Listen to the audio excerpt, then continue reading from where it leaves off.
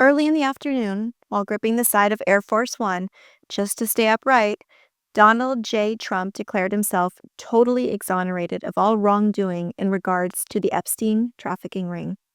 With words that seemed to slur with exhaustion and emptiness in his eyes, his energy went from dazed to agitated to borderline frantic the moment the question came from the reporter. He was asked, "Do you think people in this country at some point, associates of Jeffrey Epstein, will wind up in handcuffs too?" And just then, something in him snapped awake. He didn't become coherent, but the sluggishness gave way to something else. He went from slow and unfocused to jumpy and impulsive. He leaned in with panic and launched into an answer that didn't explain anything. It just got weirder the longer he went on. This is what he said. "Well, I'm the expert in a way because I've been totally exonerated. It's very nice. I can actually speak about it very nicely. I think it's a shame. I think it's very sad. I think it's so bad for the royal family. It's a very, very sad thing to me. It's a very sad thing when I see that it's a very sad thing to see what's going on with his brother, who's obviously coming to our country very soon. He's a fantastic man, though, King. I think it's a very sad thing. It's really interesting because nobody used to speak about Epstein when he was alive, but now they speak. But I'm the one that can talk about it because I've been totally exonerated. I did nothing. In fact, the opposite. He was against me. He was fighting me in the election, which I just found out through the last 3 million pages of documents." And the rest of his day went about as badly as that answer. It was filled with the same unraveling, rambling responses, scattered thoughts, moments of confusion, and a complete inability to stay on topic or to stop saying things no president should ever say out loud. This was the man who just hours earlier stood on a world stage and declared himself the architect of global peace. And when asked one of the most serious questions a leader can be asked, whether powerful men in this country who were involved in one of the most horrific crimes there is, trafficking children, would ever be held accountable, he didn't answer. He didn't even try. He spiraled the way he always does when Epstein comes up. Because this is the topic that breaks through whatever cocktail of medication, ego, and denial is holding him together on any given day. And it made what we'd already seen earlier that day at the so-called Peace Summit feel even more disturbing. Earlier that morning, at the inaugural meeting of the Board of Peace, Trump pulled himself up to the podium using his left hand, gripping the edge just to steady himself. His right arm hung limp at his side the way it has more and more in recent days. The room was filled with representatives from over 40 countries, and scattered between the dignitaries' place cards were bright red MAGA hats stamped with USA in large white letters. They were propped up beside official country nameplates like party favors at a campaign rally, not something as serious as a global summit about peace in the Middle East. And then he started talking. And what came out of his mouth over the next hour was not a speech about peace or diplomacy or even really about the future of Gaza. It was a rambling, inappropriate comments, thinly veiled threats, and the ramblings of a man who appears to be battling some sort of cognitive decline. And it was delivered to a room full of world leaders who sat there and watched it happen because they came for access and legitimacy, not for peace. He even made room in the middle of a global summit to focus on his vice president, JD Vance. Not a brief acknowledgement, but a long, meandering tribute that turned into something between a roast and a loyalty test. He talked about Vance's time at Yale, how he graduated in 2 years, how he married the woman who was ranked slightly above him because, as Trump put it, he gets a little uncomfortable when he has to say someone else was first. He said Vance is a pretty good guy and a great guy who says his mind now and then, but then added at an international peace summit in front of world leaders that we're going to have to slow him down just a little bit on occasion.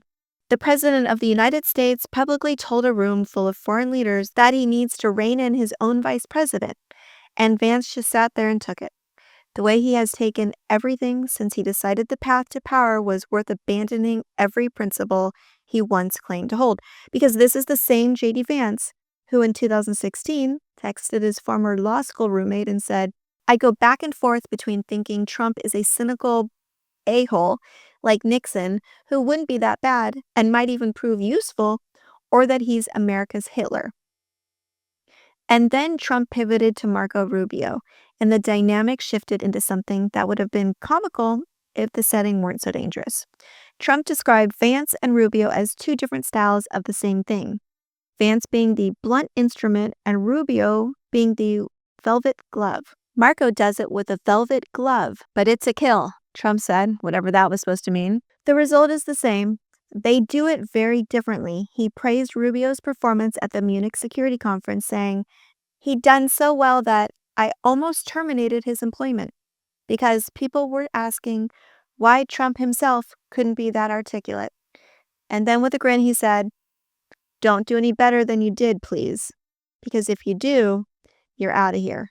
He thought it was hilarious to threaten to fire his own Secretary of State for being too competent at a peace summit in front of the world. And it's important to note that this is the same Marco Rubio who, during a 2016 presidential primary, called Trump a con artist and warned the country that they were about to hand the nuclear codes of the United States to an erratic individual.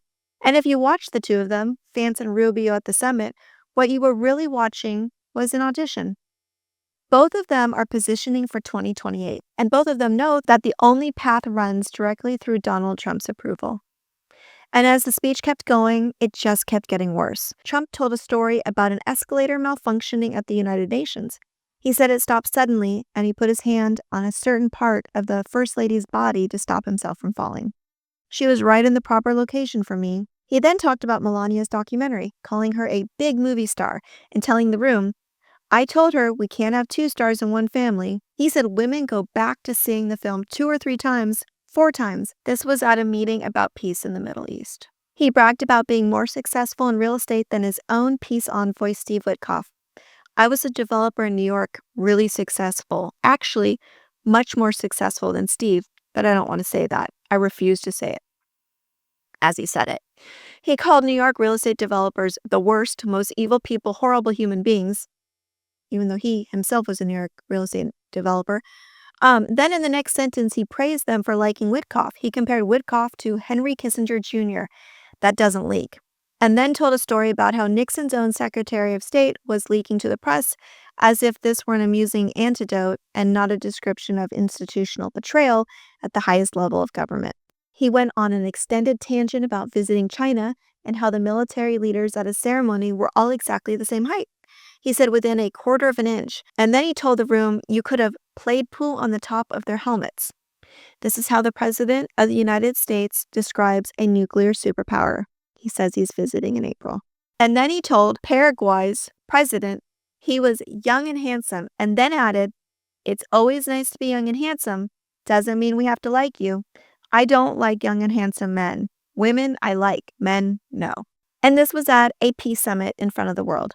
He told Qatar's prime minister directly to his face, "They have you down as evil. You're not evil. You help so much, and you're such a good ally." He praised the emir of Qatar as smart as he can be and said, "I only tell the truth." And then he abruptly got back on script saying, "I'm excited to announce that Norway has agreed to host an event bringing together the Board of Peace." Oh, I thought when I saw this note, "I'm excited to announce that Norway," I thought they were going to say that they were giving me the Nobel Prize. Oh, this is less exciting. Oh, it says, "I'm excited to announce that Norway," and I'm saying, "Oh, great, I'm getting the Nobel Prize. Finally, they got it right." But I don't care. I don't even care about the Nobel Prize. I care about saving lives, just so you understand. And then he eventually turned the attention to the made-up Peace Prize he was given by FIFA, saying, "I want to thank Gianni and FIFA for all of the wonderful things they did and are doing. They gave me their first Peace Prize. They gave me a Peace Prize, and I think they saw that I got screwed by Norway." By the way, Norway doesn't determine that. I just have to add that. And then he went on, and they said, "Let's give him a Peace Prize. I mean, very good. Thank you, Gianni. I appreciate it." And it just kept getting worse. He endorsed Viktor Orban from Hungary for re-election from the podium. He said, "I'm not supposed to be endorsing people, but I endorse when I like people. You know, I've had a very good record of endorsing candidates within the United States, but now I endorse foreign leaders, including Viktor Orban, who's here. General President, okay, Prime Minister Orban of Hungary, who has my complete and total endorsement for election. Not everybody in Europe loves that endorsement. That's okay. He does an unbelievable job.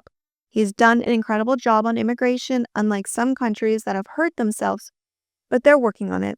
I just want to let you know you have my total and complete endorsement, and I'm putting it out. I already did, but I'm putting it out again, and you're coming up with an election, and I think you should be good. You're gonna do great, Victor. Thank you very much for being here. I appreciate it. You run a great country. This is the same Orban who systematically dismantled press freedom in Hungary through political and financial pressure, who shut down Central European University because it promoted critical thinking, a move the European Court of Justice ruled violated EU law, who passed legislation banning any depiction of homosexuality in media accessibility to minors, and who proudly declared his government philosophy to be liberal democracy, a term he coined himself in a 2014 speech to announce that Hungary was formally departing from Western liberal democratic principles. The European Union has sanctioned Hungary for undermining democratic norms, and the President of the United States endorsed its leader from the podium of his own peace summit. And when it was finally done, when the rambling had exhausted itself and other leaders took their turn speaking, the cameras caught what should have been the lead story of every newscast in America. The President of the United States was once again slumped in his chair, asleep. Not nodding off or resting his eyes, but asleep, with his right side drooping. And as disturbing as his physical and mental decline appears to be, it wasn't what I noticed the most. I noticed who was in the room and who seemed to refuse to be in the room. Let's start with who showed up. Viktor Orban was there, the architect of authoritarianism in Hungary. Javier Milei, the far-right president of Argentina, was there too. So were representatives from Saudi Arabia, the UAE, Azerbaijan, Kazakhstan, and Uzbekistan, all regimes with deep records of repression, political imprisonment, and state violence. Trump said he wanted Vladimir Putin on the board. He said he wanted President Xi there from China. That's the direction this is headed. Now, here's who refused or only sent observers: France, Germany, Italy, Ireland, Sweden, Spain, Ukraine, the United Kingdom. Every major democracy that has stood beside us for the past 100 years, through world wars, through the Cold War, through 9/11, were not at the table. The Vatican declined. France publicly criticized the whole thing, and when Canada spoke up, Trump pulled their invitation. That is not a peace board.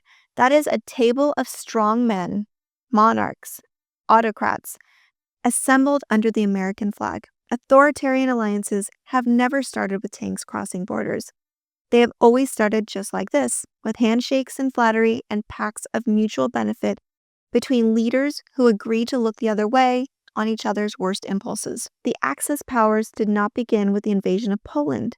They began with the Pact of Steel between Mussolini and Hitler in 1939. With the Tripartite Pact, that formalized the alliance. And that was after years of diplomatic flattery and economic agreements, and leaders praising each other at summits while the rest of the world tried to decide if it was serious. And it was always serious. What I watched unfold has happened before, and every time it has happened, the people watching it from the outside had the same thought: surely this isn't what it looks like. And it was. It always was. Before the summit ended, Trump announced that the United States would contribute $10 billion to the Board of Peace. That means he just pledged $10 billion of taxpayer money to a fund he chairs and controls with no congressional approval and no identified funding source. This is yet another way to drain public funds and make it appear to be going to a legitimate cause. This was all deeply frustrating. Watching a corrupt administration flaunt its power and rewrite the rules in plain sight was enough to make anyone feel like the truth doesn't stand a chance. But thankfully, we also saw some good news. Because on his 66th birthday, former Prince Andrew was arrested on suspicion of misconduct in public office. The police opened an inquiry after reviewing U.S. Department of Justice documents containing emails from 2010 that allegedly showed Andrew forwarding confidential trade envoy reports to Jeffrey Epstein during his official role. Officers arrived at the estate. Andrew was arrested, and he was held in custody for approximately 11 hours, and his properties in Berkshire and Norfolk were searched. King Charles III issued a public statement pledging the royal family's full and wholehearted support and cooperation, with authorities stating clearly that the law must take its course. This matters enormously, and not just because of what it means for Andrew. Every investigation into anyone connected with Epstein, even when it doesn't directly target the people we most desperately want it to target, forces more information into light. Andrew's case will require more documentation. More evidence will be gathered, and more names will surface, and more connections will be drawn. And some of those connections will most certainly lead back to our president. This is how these things unravel, thread by thread, until the whole fabric comes apart. And it's important to remember that Andrew isn't being held accountable for the things we most associate him with. He wasn't arrested for trafficking. He was arrested for abusing his public office, for sharing confidential information with a convicted sex offender while serving in an official role.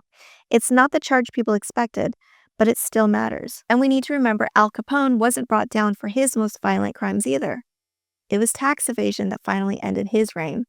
Accountability doesn't always arrive the way it should, but when it does, it still counts. And in South Korea, their former president was sentenced to life in prison for leading an insurrection. A former head of state who might actually be held accountable for trying to overthrow democratic governance. That's what a functioning system looks like. That's what we should have had here. A real trial, real evidence, a full public reckoning for what happened on January 6th. But even though it didn't happen here, this still matters. The world is still holding the line. Other countries still recognize how dangerous insurrections are. They're doing what America used to do, what we were once the gold standard for. And we can be that country again. So here's what we do. We keep the pressure on the Epstein Files. This is the catalyst. This is the thing that when it finally breaks open, changes everything. We demand the release of every remaining document. We demand justice for the victims and accountability for the people who harmed them. We demand the truth, all of it, no matter how powerful the names it implicates. It starts and stops with the Epstein trafficking ring. And we cannot stop digging until every last piece of it is exposed. And we continue to support the independent voices doing the work our institutions are refusing to do. Journalists who have spent months combing through millions of pages to bring us the names, the dates, and the connections hiding in plain sight. They are the reason we know what we know. Without them, the story stays buried. We need to read their work, subscribe to them, share their reporting, and amplify every piece of truth they uncover because they are holding the line our government abandoned. They are risking their livelihoods, their safety, and their peace of mind to make sure that the truth is louder than the propaganda.